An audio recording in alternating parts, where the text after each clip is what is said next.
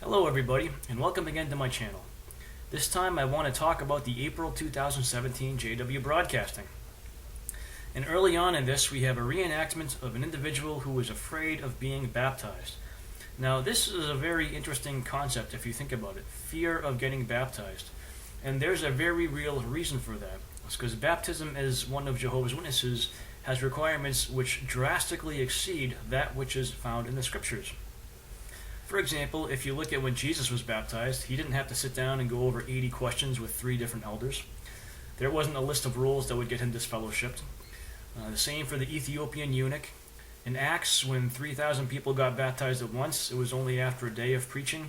They didn't have to go to field service first. They didn't have to be a publisher first. They didn't have to attend a certain number of meetings first. There was none of those requirements that the modern Jehovah's Witnesses have to go through to get baptized. So to be baptized as one of Jehovah's Witnesses, you have to study with them.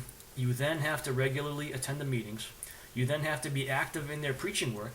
You have to preach every single month for a couple of hours. You have to be active on the Theocratic Ministry School. That's not a requirement, but it does help. But there's a lot of things that you have to do before you can be baptized. And then there are numerous rules that if you break, you can get disfellowshipped. So, yes, it is a very fearful thing to be baptized as one of Jehovah's Witnesses. However, this elder is going to try to encourage this person to get baptized. He asks an interesting question. He says, "What drew you to Jehovah?" to this person. And the response is very telling. He said, "He isn't hard and demanding. Jehovah doesn't expect perfection."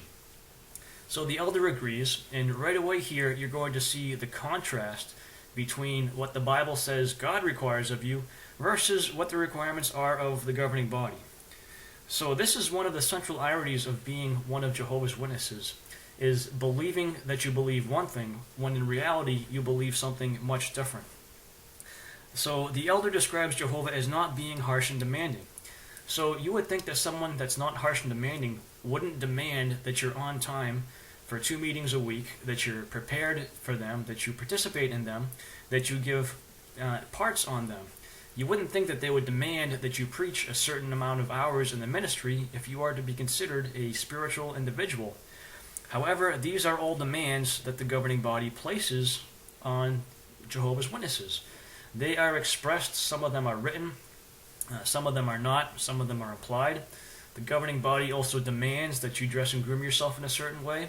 They demand that you avoid certain forms of entertainment that they don't agree with.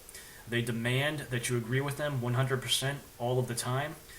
They demand that you follow their every whim and that you change your entire belief system when they tell you it's time to change your entire belief system. They call that changing of belief system new light. So technically it's not the changing of the whole belief system, but some of those changes have been some rather large things. For example, the understanding of generation over the decades. Going back to before 1995, the belief was that was a literal generation, and that implied that something was going to happen very soon back in that time. However, that entire belief system of understanding what a generation was changed at the whim of the governing body, and they demanded that you agree with them or that you be called an evil person and kicked out of the congregation. So here we see there is a drastic difference between the way the witnesses describe Jehovah as not being demanding, but the reality of their religion, which is indeed excessively demanding. So the elder says that this person does not need to be perfect to serve Jehovah. However, we know that the elder expects him to be perfect to serve the governing body, because it is the governing body that directs the offenses for which you get disfellowshipped, not Jehovah. So technically what the elder is saying is true. If you consider Jehovah to be God, then technically you do not need to be perfect to serve God. However, if you want to serve the governing body, you will be required to be perfect. This dualism is at the very central of what it is to be one of Jehovah's Witnesses. When you look into the teachings, you will discover this. They say they teach one thing, but the reality of the way their beliefs are exercised are exactly the opposite of what they say. So this person is basically being encouraged to believe that these harsh demands that are being made of him are in fact loving. And he's trying to, in his mind, reconcile these two drastically different things. The rational part of him sees that these demands are harsh and they're excessive, but yet he's trying to be coerced that they're not.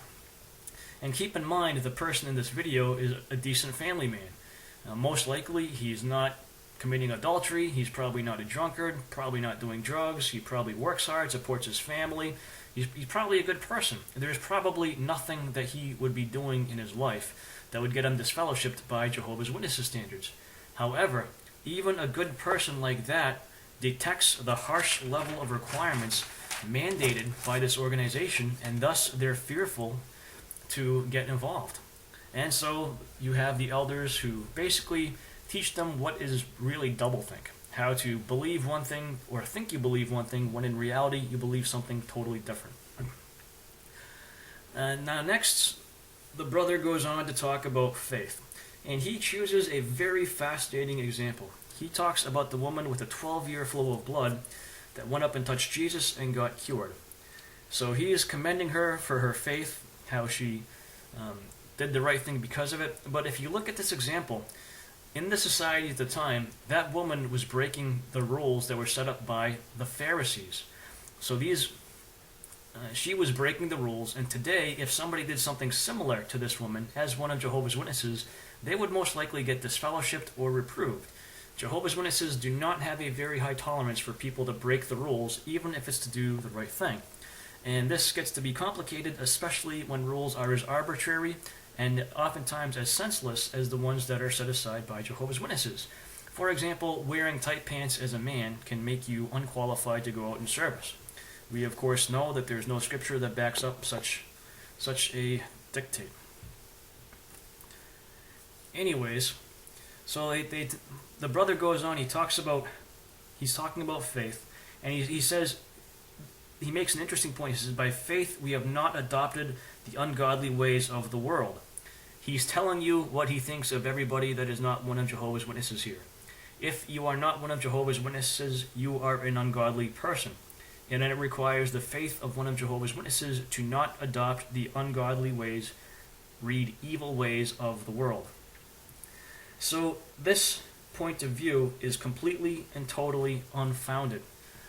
Over the course of history, the world is actually becoming a much safer place to live, despite the fact that there are many things that are still horribly wrong. It's safer via the fact the crime rate, percentage-wise, has gone down. People live longer lives, people live healthier lives, less people suffer from hunger. And this is all despite the fact that some pretty horrible things are still going on in the world. So if the world really was a truly evil place, you would expect crime rates to continue to rise, you would expect people to continue to withhold food from each other, you would expect wars to be at a higher percentage than they ever have. But if you research history, you will find these things are just not true. Also, you would not find people who are altruistically engaged in pursuits to expand medicine, to provide better care to people. There would be no such things as charities. People would not try to help the poor. They would not try to help the sick. There are all kinds of organizations, including religious, that do this. There are soup kitchens. There are hospitals that are paid for. There's outreach programs.